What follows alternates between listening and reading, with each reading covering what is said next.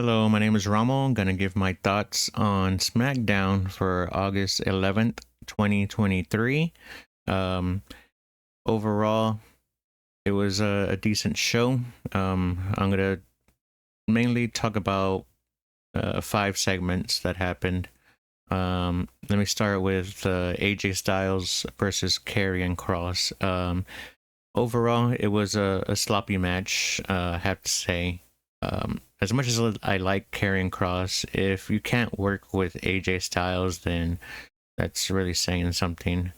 Um, but we had Michin with a fun little spot where she threw Scarlett onto the announce table. That was a sight to see. Jeez. But overall, in the end, Styles he gets the victory to end it. Thank God.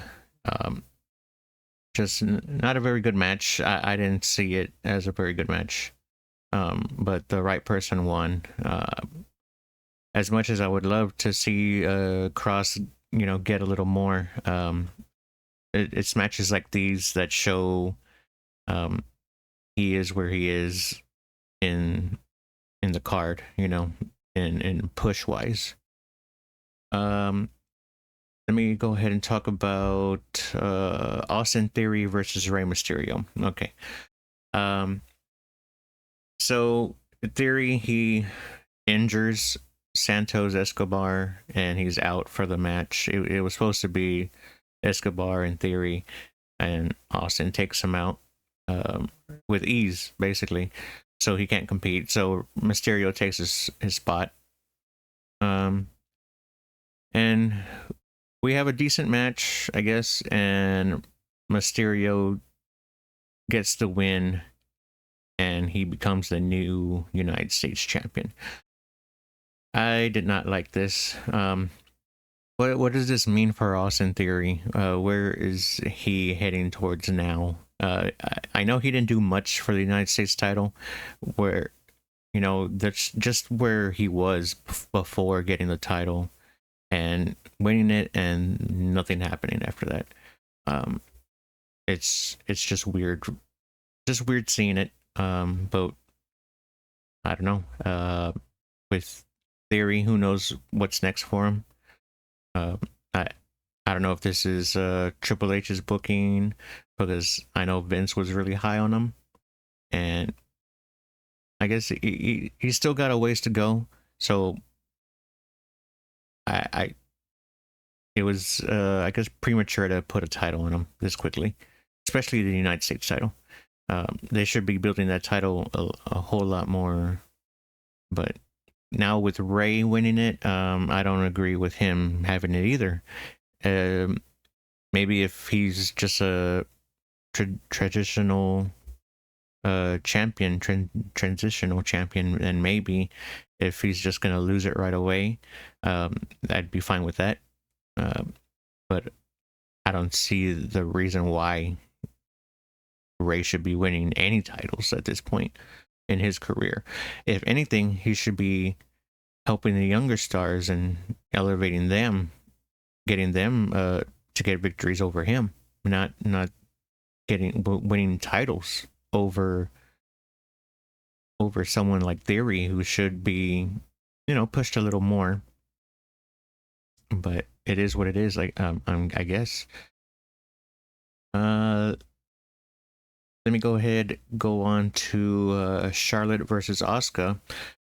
This match was better than what we saw at SummerSlam. The Like I said in my review for SummerSlam, the three-way match, that just did not work, and I had a feeling it wasn't going to work. But now with Charlotte and Asuka, they worked so much better. The chemistry was there; you could see it clear as day, and it was a decent match. It was like I said, a whole lot better than what we saw at SummerSlam. But of course we saw the DQ finish with Damage Control hitting the ring, EO taking both Charlotte and Asuka out. And I love EO. She's got something, and I hope this reign as champion is a good one for her. I really do. Um, I can see her becoming something if just given the time. So the ending of the match, yeah, we saw a double. I guess it was a double DQ. I'm not sure. Just the match thrown out. With EO taking Charlotte and Asuka out. So I did I did laugh at Dakota trying to announce EO as the champion. I don't know if she's under the weather or something. It was just funny trying for her to speak, trying to say EO the new champion. It was just a funny moment for me. Next, Edge. Next week he's got 25-year anniversary in the WWE. Damn.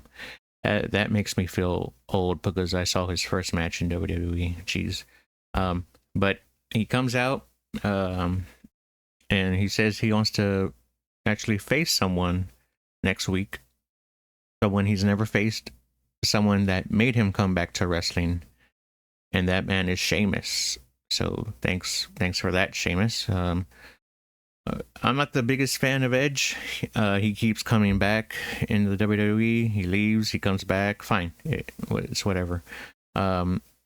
So Edge, he invites Sheamus to the ring. Sheamus comes out with Butch and Ridge, and of course we have a little back and forth with them too. Showing embarrassing moments. That was cute and all. Then they got down to business, that Sheamus will accept the challenge for next week. It should be a decent match. I'm not expecting too much out of it. This is basically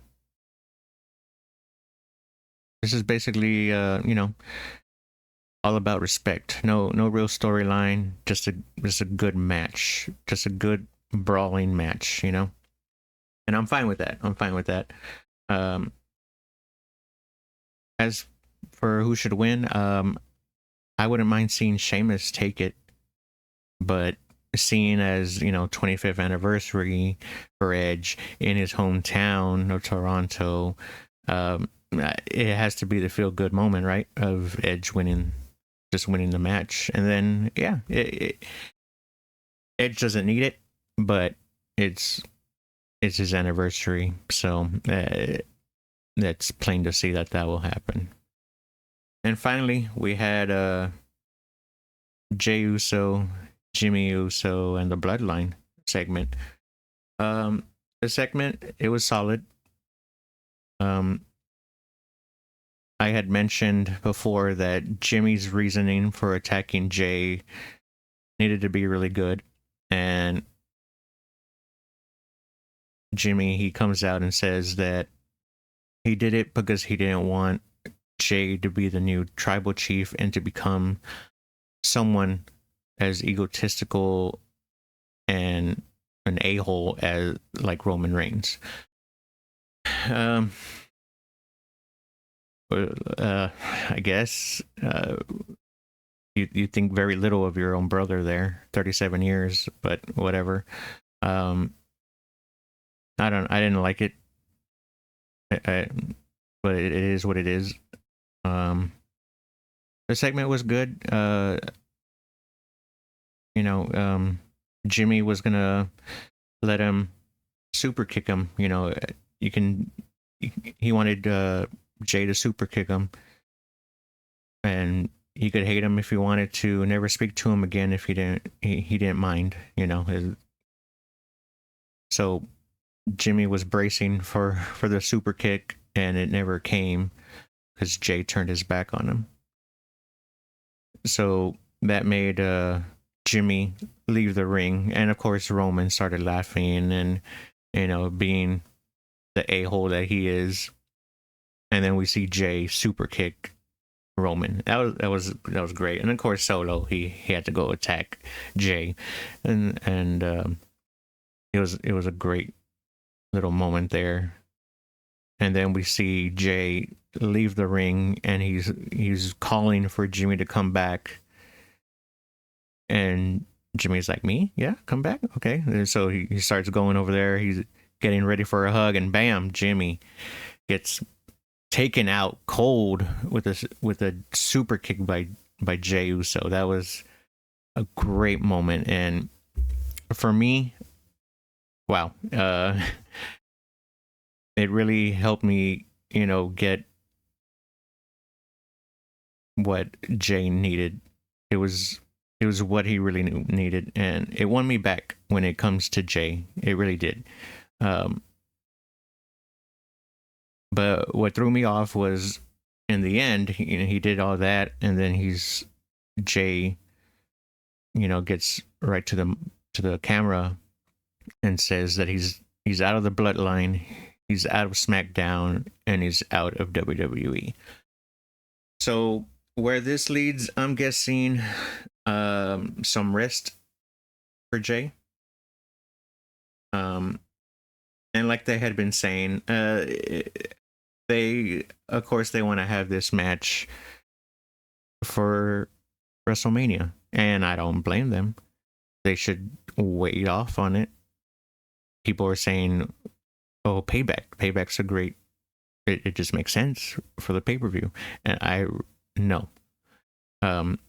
With this happening, Jey leaving, yeah, perfect. That's how I thought it would happen.